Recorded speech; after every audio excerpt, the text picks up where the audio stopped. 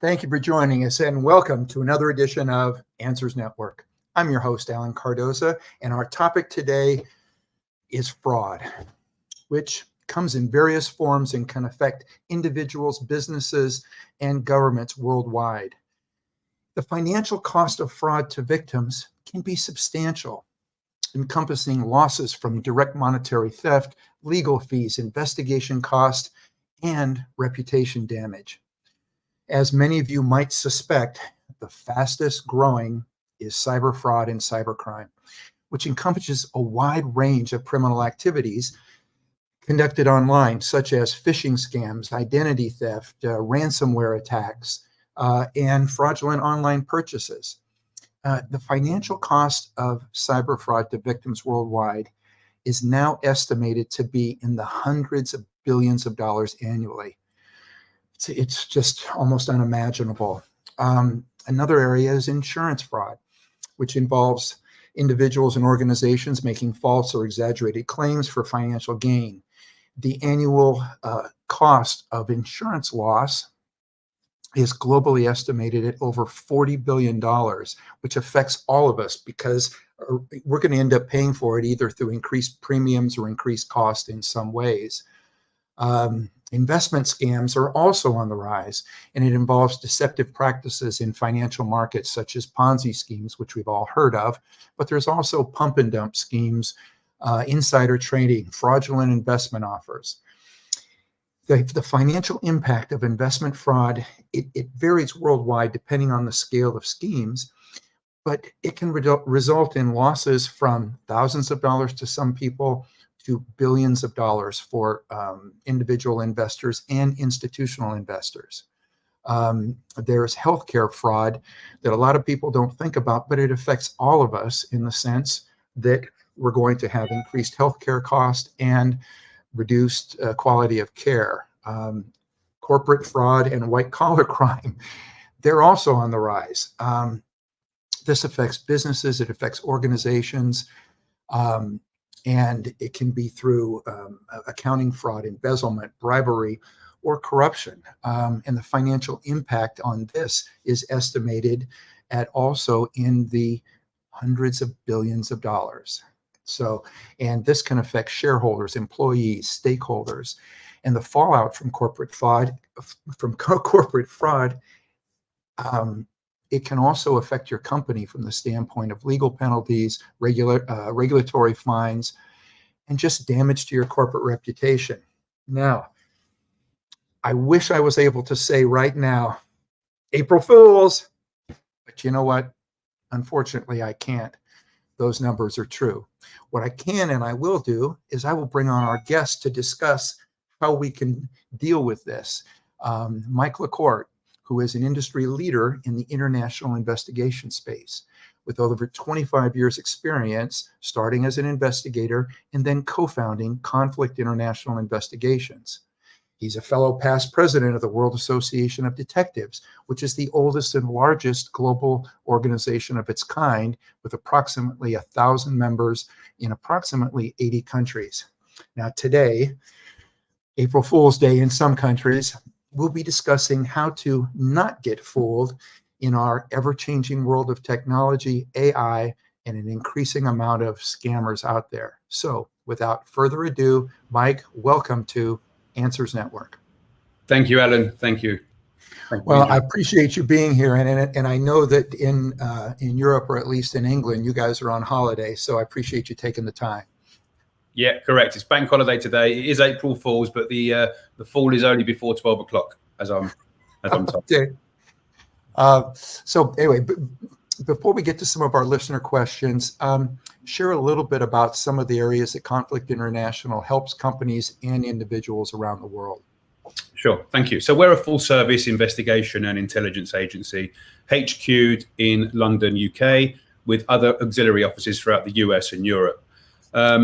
And the team is about 25 full-time investigators that cover a range of investigation solutions, from tracing individuals to doing deep dive due diligence reports, background checks, investigating fraud. I know you mentioned those statistics, which are pretty staggering, but we have a whole team that investigate all types of fraud, internal surveillance teams, risk management teams, and on a global level through our network, as you mentioned earlier, with the World Association of Detectives, we have strategic partners, let's say service level agreements, investigators, boots on the ground in those difficult jurisdictions around the globe where investigating maybe not as follows the normal steps that we do in the West. So having those strategic partnerships formed with other professionals enables us to investigate on a global level.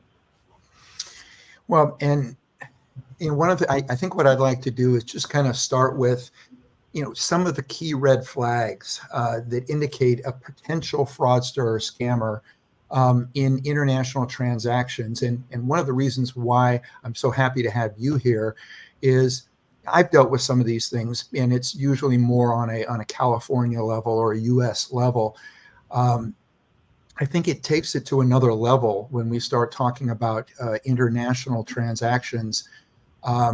Why do you think, or what are some of the key red flags for people when they're contacted by somebody that should make them kind of stand up and take notice before moving forward? Yeah, and like you said, fraud has evolved and changed now, and I've seen it over the past 25 years in terms of capability, the way the fraudsters operate now as they did back then. But you've got to remember the one main fact: in any fraud transaction, it's usually unsolicited. So you get contacted by a third party.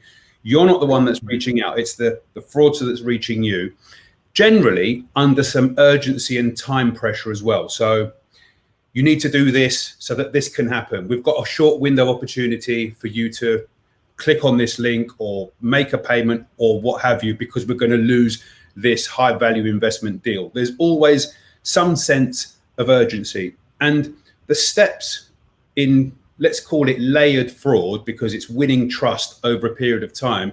Fraudsters are clever and they adapt, and they will win you and phase a fraud over a period of time. So whereas before the old traditional 419 scams where they would send millions of emails and someone would click on a link and send a payment, now fraudsters are targeting, we're finding more so, fraudsters investing in the research and targeting their victim.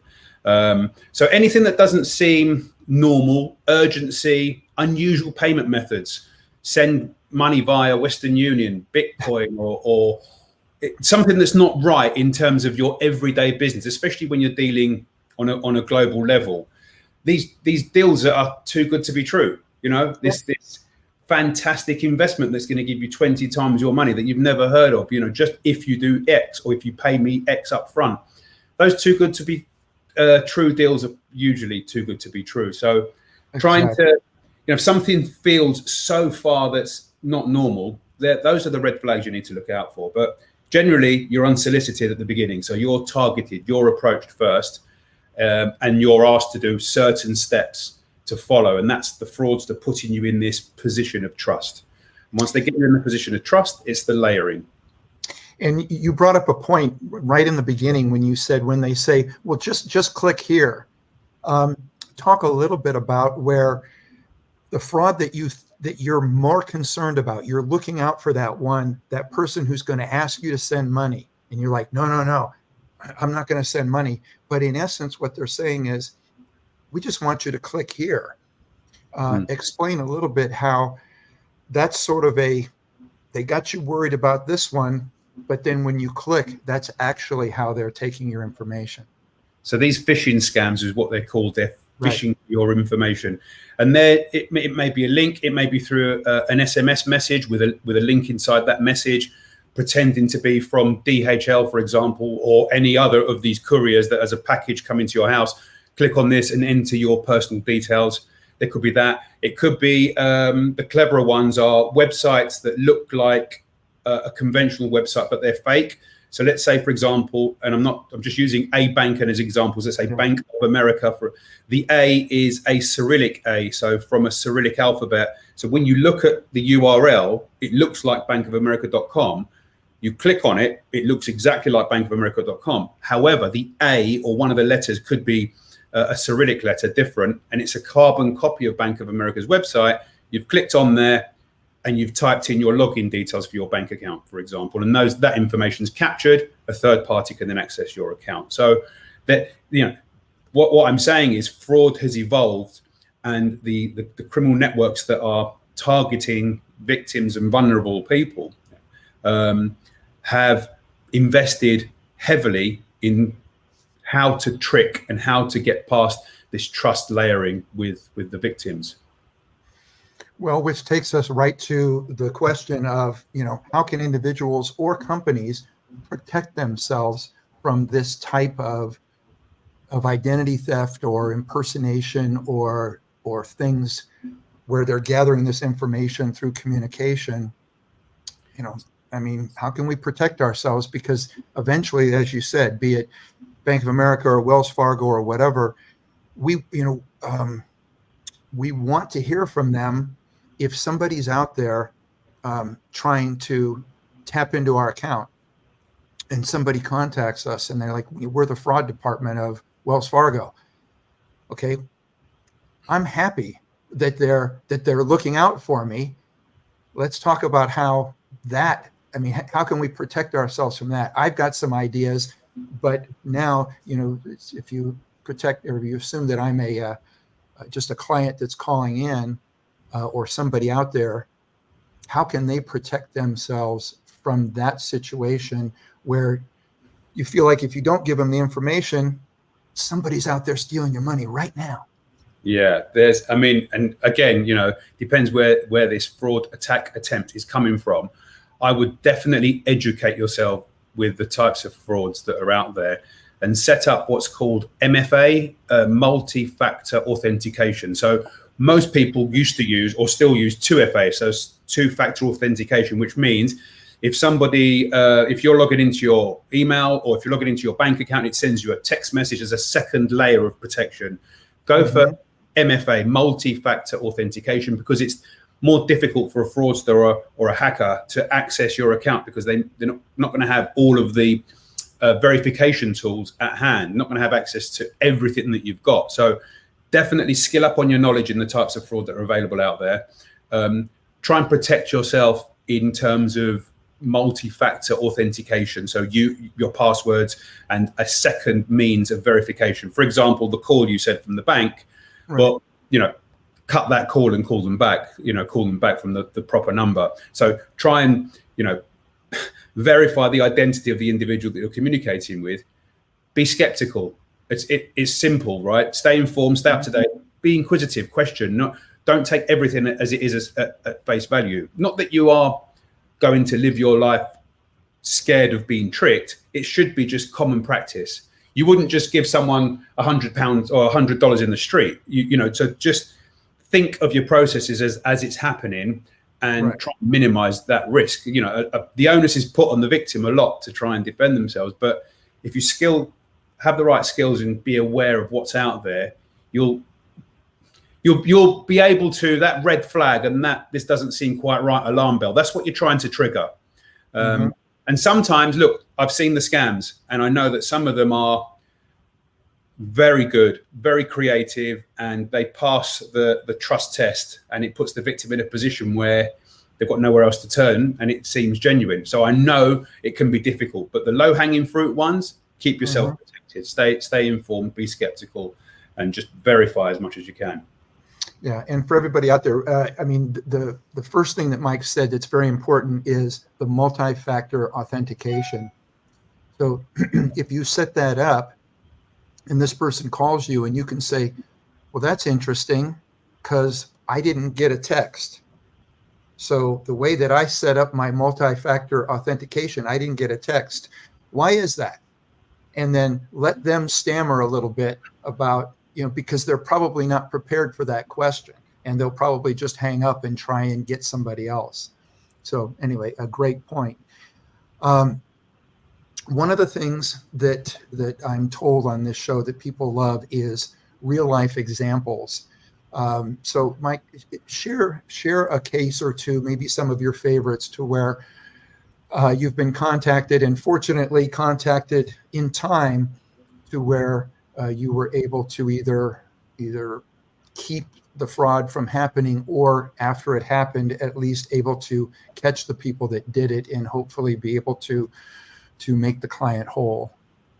Okay, what we've seen, especially after the pandemic or during the pandemic, is a huge rise in romance scams. A lot of people are online continuously, and there's when you're online a lot, and I've seen some very professional people get caught up in a romance scam, and one individual, I'll keep it as sterile as possible, but based in Canada, actually sent quite a substantial amount of money to a team. He thought he was dealing with a particular individual, and for the best part, the individual was a front for the criminal gang, and he ended up sending a six-figure sum. The money dissipated. It came into Europe and then headed into the Far East. However, through some investigation work, we got the police involved. We ended up identifying two of the main fraudsters that were behind it, and we actually went to speak to them. And when you uncover the layers of fraud and deception and deceit and get down to the raw detail of exactly what's happened, and I was one of the investigation team that actually spoke to the fraudsters, showed them the evidence that we had, and said, look, this is getting handed over to authorities if you don't pay back what you've taken. And the fraudster, with as much front as you like, and his wife, it was a team, it was a couple, said, well, your client was stupid enough to send the money. So with that, we went straight to the authorities with our reports. They were arrested actually and charged, and the client got back a percentage of his money because they bought a brand new car, and that was taken back, and they ended up going to prison for a period of time. However, the client still got pulled through 24 months of hell, still was tricked, and went through this emotional roller coaster journey to try and get to the end. But if you look at the fraud in the beginning, it was very, very simple, and the client was tricked in thinking he was speaking to someone that he wasn't, and it was all done remotely via video camera and whatever else. A whole character was built, and the client was deceived, and that was a personal, individual being defrauded by the fraudster. And when I say it's the fraudster, it's not one particular fraudster. There's a team. It's organized crime. It's an organized criminal team. You've got the guys who know how to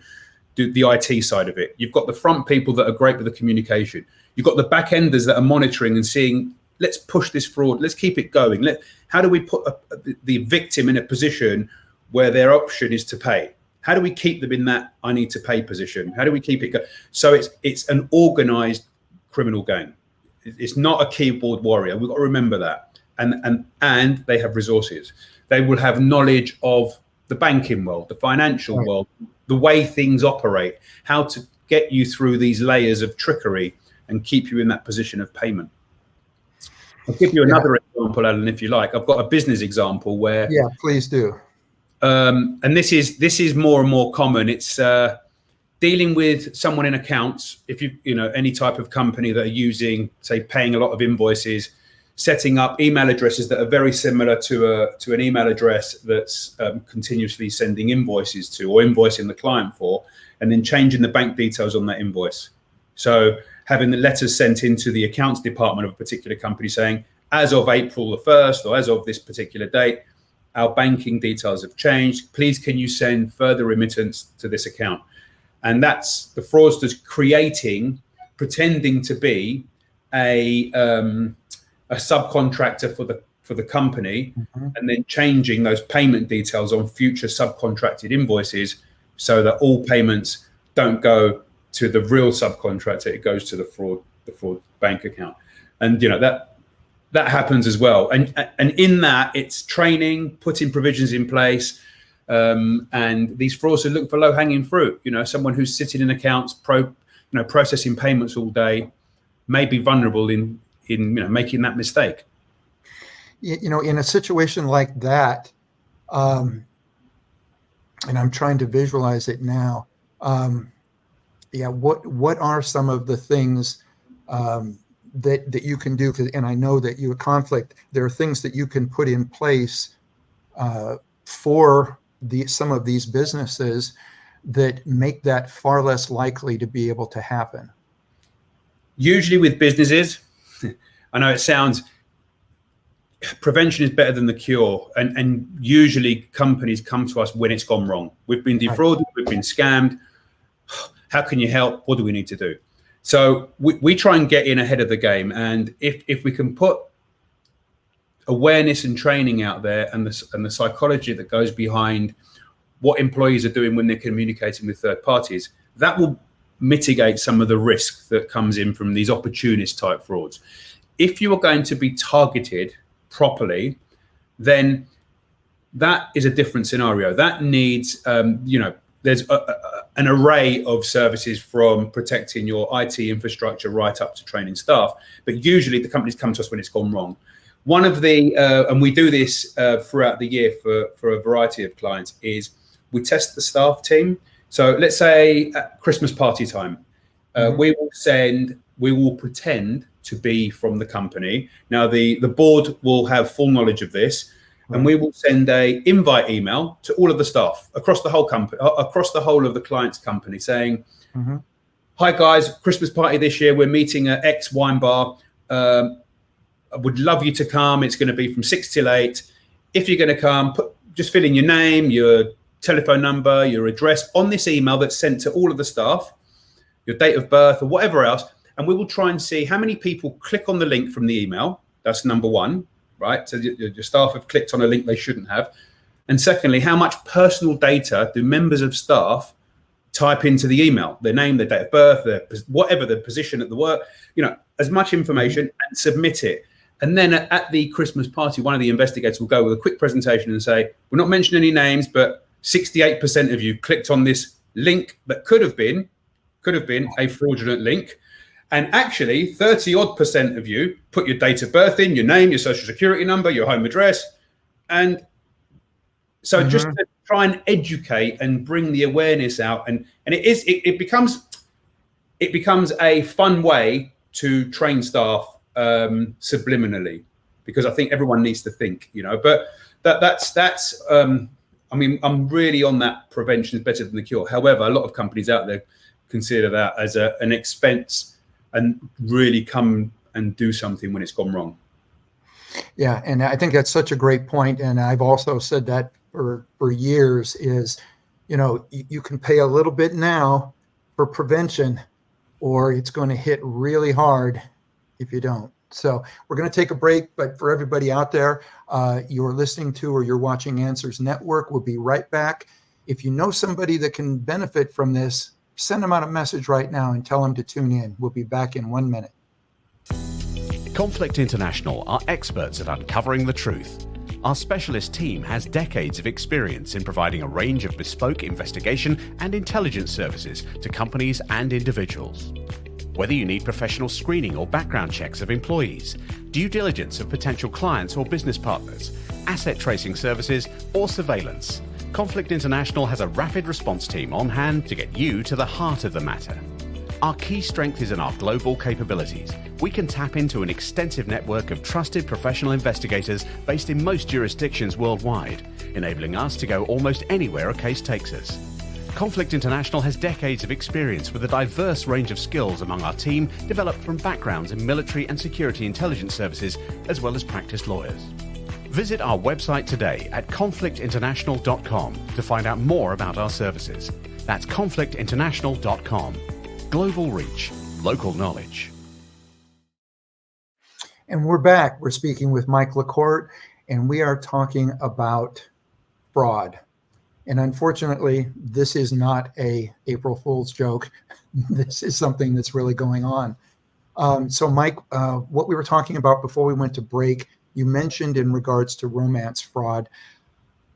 I'm going to share just a little bit of a story in regards to that, because I want to touch on the fact that, we can all talk about the financial aspect of this, where people are sending in money. But the emotional aspect of this, and I say that because on a case that I worked on, I was hired by the family because it was, they learned that in this case, their sister, had sent over $150,000 to a man that she had never met. And so they contacted me when I did the investigation, just as you would. We were able to tie in things like the picture. The picture came from a guy I think he was in Pennsylvania. And he was very upset because people were going after him, and it was a picture that was just taken off of his Facebook page. So it wasn't him. But through various algorithms and such, which I know that you're able to do, we were able to determine that there were 10 other women that had gotten similar letters. And I think this is something for people to understand. If you're getting this contact from somebody, there are ways that we can figure out that you're not the only person getting this. Well, by putting this together, we were also able to track the money, and the money, she could have sworn that she was sending it to him, and he was in a particular European country. And in reality, the money went through London to Turkey to the Ukraine. And at that point, so even being able to try to go back to the bank in London and see if there was something to do, it was already gone. So they're already planning ahead by moving the money as quickly as possible. But the emotional part for this woman, I ended up going and seeing her. She was in a particular location that I had to go to see, and I had to get permission to be able to see her. And she just broke down crying, and she said, emotionally, it was all just too much for her, because over such a period of time, she was so looking for love that the fact that somebody would do this to her and take advantage of her emotionally like this was more than she could take. So again, we're as investigators, we're talking about the financial loss. The emotional loss sometimes is so much worse. You want to share a little bit about that as well? Yeah, completely. And you hit that perfectly with the emotional loss. I've had cases where we've proved that the situation is fraudulent, but the victim will still continue to send money. And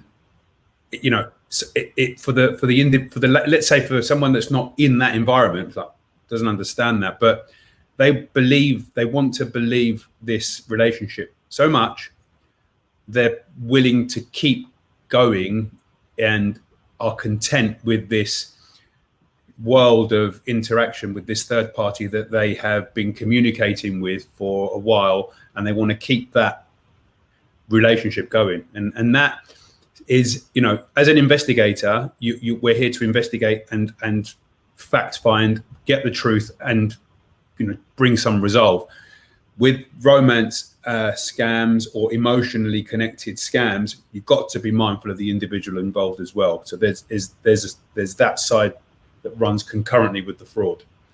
Yeah. So yeah, it's obviously it's one of the most insidious and saddest things. We have a question that's come in from a listener. And again, I want to take this time to thank those of you that take the time. Oftentimes it's people that work in the middle of the day, so they send them in either the night before. But again, we thank you. This one reads, our retired mother invested most of her life savings with some company that called her on the phone. She wired 80,000 euros from her bank to them. We now can't get in touch with the company. And then in parentheses, it says the phone number is disconnected. Local law enforcement claims there's nothing they can do. He lives in Italy. We're in the U.S. Any idea what we can do? And this is from Cassandra in Highland Park, Illinois. Okay. Well, firstly, I'm sorry that your mother fell victim to an international scam like that. As an investigator, I need to see the facts, and we can work out what's the best way to tackle this. And it was $80,000, you said? 80,000 euros. Euros. So again, authorities, law enforcement, and this is a big amount for a lot of people, but for to mobilise a law enforcement investigation team, €80,000, you're not going to get a lot of traction without with being fair to the public sector. However, we would look at what information do you have? How were they contacted? Now you said you have a phone number. That's great. Where did you send the money to? What name did you send the money to? That may give us some leads. Is the phone number a landline, mobile? Doesn't matter if it's been disconnected or not. We can still interrogate and see what research we can or information we can find out about it. The name, is it connected to the number? Is the name connected to any other business entities? Italy, why? What was the investment about? Some more information about why you sent the money. And was it only by phone they communicated? Do you have any other documentation, paperwork, or anything that you've got that we can assess and have a look and see what the best way to tackle this is? A lot of these fraudsters use middle countries. So it's the 3-bank rule, really, that if you wire money to one country or bank and then move it on a couple of times, it makes jurisdictional enforcement an issue or difficult. And tracing down the individuals behind it even more so. Sometimes these fraudulent groups use money mules, people that are unaware of the fraud that's been committed, but are just used as a bank account to receive the money, take a percentage, and then give that money to the criminal gang. So when you do trace down the individual that received them, they're unaware of it's. They're unaware, completely unaware. So again, we can assess something like that and work out what's the least path of resistance to try and find out whether we can identify who's behind it. But then we may be able to do that. The most important part is recovery, right? You want your money back. Right. So how do we go about doing that? And that's a whole different type of investigation and a case strategy, really. Yeah. You mentioned about the money mule, and I think it's a great point to bring up. I think most of us, at least if in business, we get those emails that say, "Hey, we're a big company in China, and we're doing business now in the United States. But because of the difficulty to be able to transfer money over here, we'd like to partner with you and have these companies pay directly to you, just like you said." And you're going to get 10% or whatever. You're going to take the money in. You're going to then pass it on to us. That looks great, doesn't it? I mean, it's like, this is great. I get to do nothing, and I'm going to make 10%. And they make it sound like they're going to be passing, hundreds of thousands of dollars through you. That's, in other words, just that sheer fact right there is understand. You're being used, and you're probably going to be the one caught in the middle holding the bag, because what happens is then that U.S. company that now is trying to sue, they paid into you. All of a sudden, they're going to freeze your accounts. And if you're running it through your account, guess what? Whatever else you have in there, it's all frozen until they figure out what to do. So anyway, it's be very careful. Do the preventative things before you do that. Because again, as Mike just said in the very beginning, if it looks too good to be true, probably is. I'm checking the time real quick.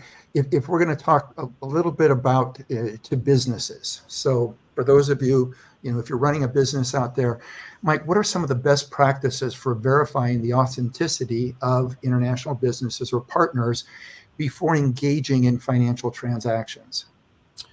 Okay, big question. And if you're used to doing international work, you would have some sort of DD or KYC process in place. If you're not, and you're looking to venture out internationally, then I would suggest that you take the time to educate yourself in what's out there. Or if you can't internally do that, then hire some professionals that can help you. But number one, KYC, always know your client. So know your client.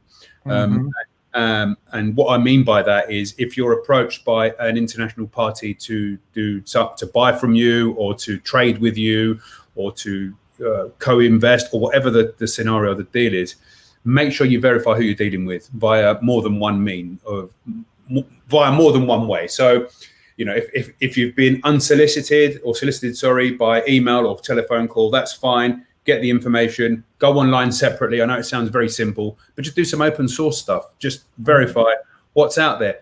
Put their name in and write the word scam. Put their name in and write the word fraud in Google. Just see what comes up. I mean, you'd be surprised the amount of cases that we take on, and people go straight for the deep, dark, crazy investigation path straight away. No, start with the low-hanging fruit. Start with the easiest things first. Just search it on Google. Just and see what pops up.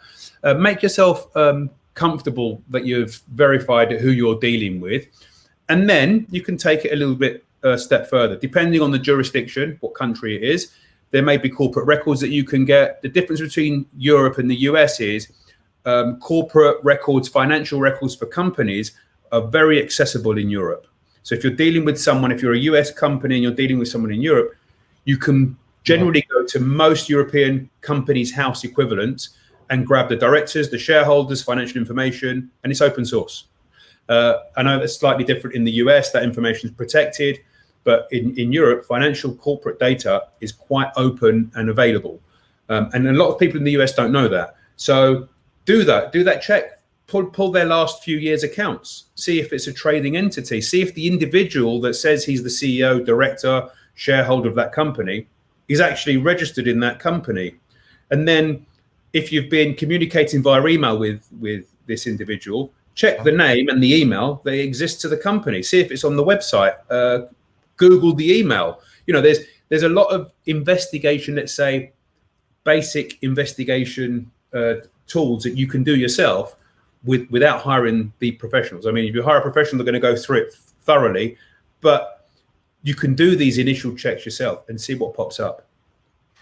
Well, and let's talk about that then, because, and I agree. And I tell people the same, as you called it, low-hanging fruit. You can run those things yourself, but let's talk about the kind of the businesses that are out there that they just want a good, thorough due diligence investigation because they're doing business in so many different countries or with so many different other companies that they just want a good due diligence. Talk a little bit about what that entails and why it's so valuable. Sure. So there's two types of due diligence, DD type checks that companies can do. One is consented and the other is non-consented. So if a company is going to trade and do business with a third party, then you could opt for the consented check. Now, what I mean by that is the third party signs an authorization to say, yes, I want to do business with you. Feel free to check us out. You have my permission. So that should take away a lot of the red flags. If you had red flags before dealing with this third party and they've signed an authorization to say, yeah, check me out. Go ahead. Mm-hmm. We want to do business with you. We want to trade with you. I've got no issue with you checking our company to make sure we're legitimate. Then that for you should think, this is good. Now, doesn't mean that you don't.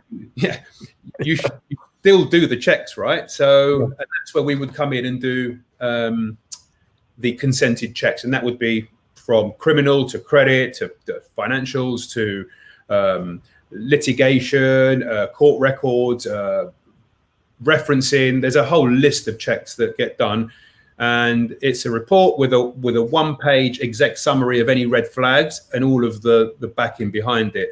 And that should give you enough, let's say, information to make a decision. The non-consented check is checks without the third party knowing you're doing them, right? And in that scenario, it could be for a variety of reasons that you want to do that.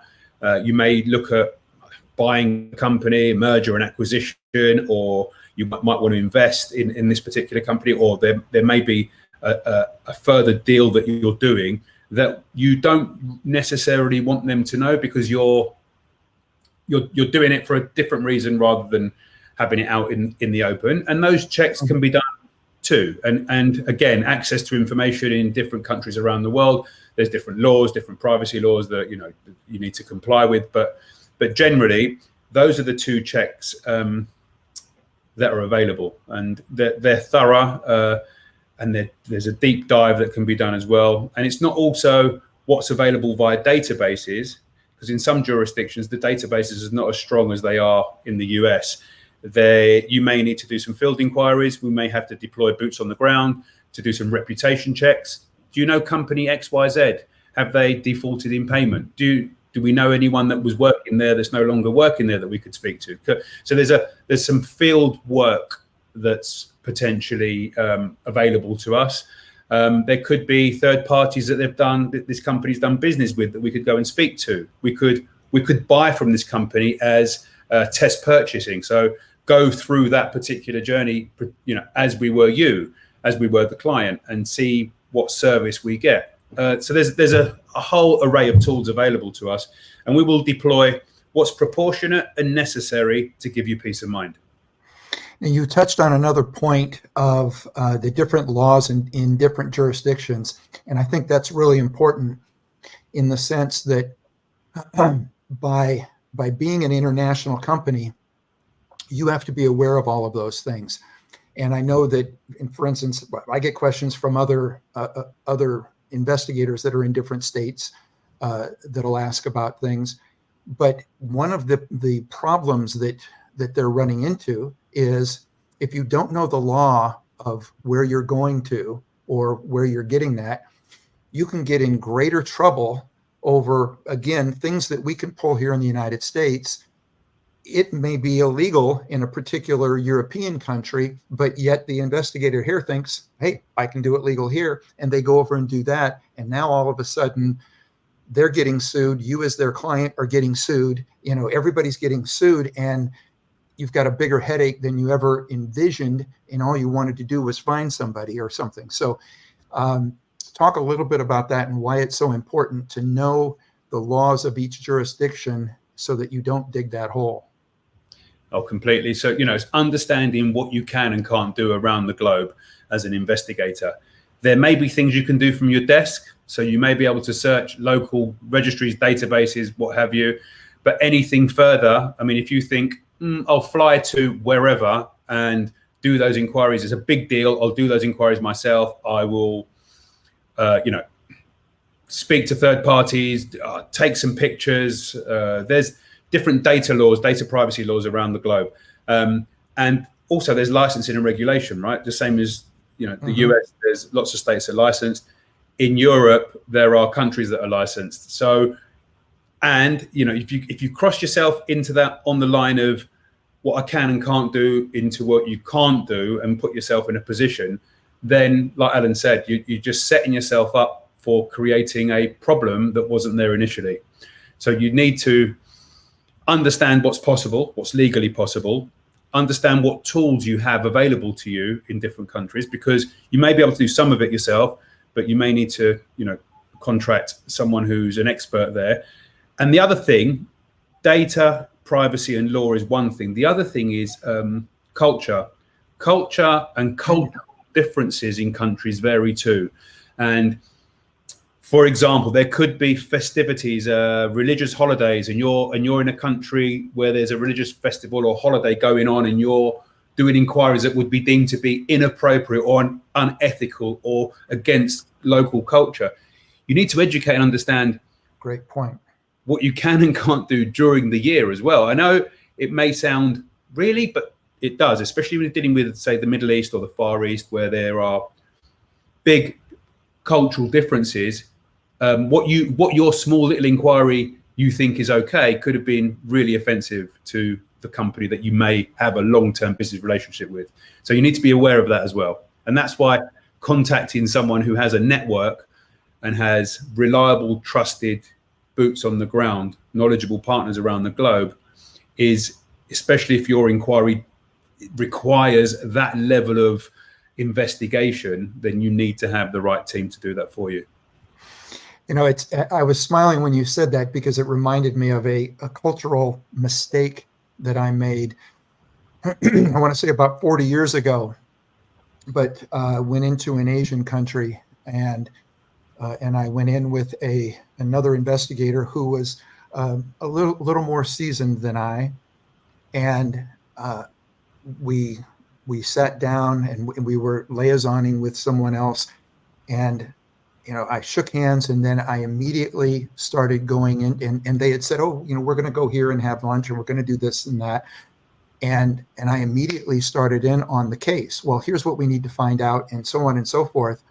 And the guy with me, he kicked me under the table, meaning shut the hell up. Yep. And the people we were trying to get information from, they kind of shut down for a little bit, and he took over for a while. And then we went out to eat, and we did everything. And later on, and he said, you don't understand. He said, they were not going to deal with us or give us any information until after we broke bread together. That is their culture. That is how they were going to do it. And you're insulting them by not doing that first. Okay. So, again, this is 40 years ago. I didn't know that. But again, when you brought up culture, that's the first thing I thought of was, the mistakes that we make when we don't know. Completely. And, Alan, is being part of, say, the WAD, the World Association of Detectives, all these cultures around the world, 80 odd different countries, 1,000 members, going to those events and networking with other investigators, breaking bread, like you said, with other investigators from around the globe, educates you as an investigator, as an international investigator, in the cultural differences that we all have. And that is just as important with doing the investigation. Absolutely. And I just looked at the time. We've got about 2 minutes, and we have another listener question that came in, and it says, our 19-year-old daughter is planning to travel the world this summer with 2 of her friends before starting college in September. Her father and I are very concerned as to her safety. When we discuss it with her, she replies, oh, don't worry, I'll be fine. What can we do to help her keep safe without making her feel that we don't trust her? And this is from Margaret in Akron, Ohio. Okay. Hi, Margaret. Do my best to answer in 2 minutes. There's a lot we can do, but I would imagine the most basic things to do is have some sort of location device, if she would like an app or something. There's many out there that you know where her phone is. If she's going to get local SIM card, doesn't matter, it will still register. So at least you have some idea on her location. You're not going to track her, because I think a teenager may, or a daughter may become that might be a bit intrusive, let's say. But tracking, prepaid money cards, credit cards that can be used in Europe, so not linked to anything to her bank account or your bank account for that matter. So there's a limit that you will put on a preloaded card that will be used and that you can top up as you go. If she has some sort of itinerary, agree to have some check-in dates and times if she doesn't want to be tracked, so you know that she's at a particular hotel, Airbnb, accommodation from what day to what day. So you've got some idea, and have an agreed a checking time. So I'm here, Mum, fine, and that may be enough. Because one of the scams that goes on with travelers is her number may be, I'm not saying it's going to be, but it has happened before where they're intercepted and a communication comes to you, Mum, I've lost my phone, I need some money, can you send it to me on this particular card? And it's a third party that's pretending to be, your daughter. We don't want that to happen. So try and, again, MFA, I said it right at the beginning, multi-factor authentication. Have an agreed plan. Try and communicate more than one way with your child. So at least then, if one of the communication methods fail, you've got 2 or 3 others that you can try and keep on comms. If she's with a group of friends, make sure they all do it. Because if one's out, just get them all to do it as a team. It's a great point. And I'm glad that you brought up that particular scam, because that's another growing scam. And I get people that are calling me saying, hey, I don't know what to do. I just got a call from, my brother-in-law or from some relative. I didn't even know they were going to that country, and things like that. So unfortunately, it's happening more and more. So Mike, I really appreciate you taking the time. As I said, I know it's a holiday out there. We've only scratched the surface, but for anybody out there, if you have more questions, if you go to conflictinternational.com, there's going to be a lot of information that's right there on the website, or you can get in contact with somebody at that point, wherever it is that you may be having a need. If conflict can't provide it for you, they're going to know somebody there that's going to be able to take care of it. Mike, any closing words or anything?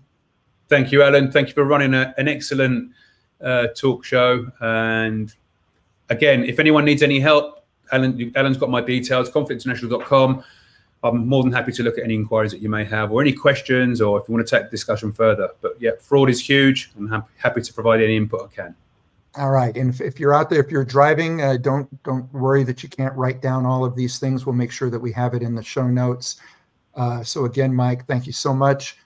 Enjoy the rest of your evening, being as you're a few hours ahead, and we will talk again soon. Thank you. Take care now.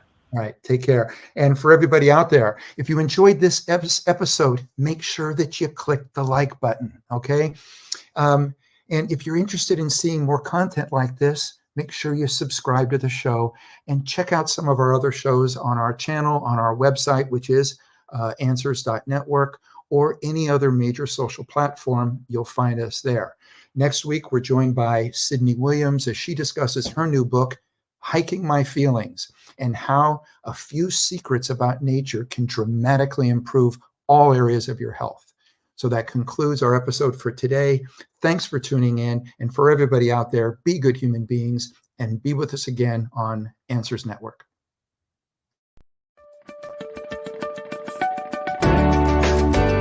You're listening to Answers Network with Alan Cardoza, only on LA Talk Radio.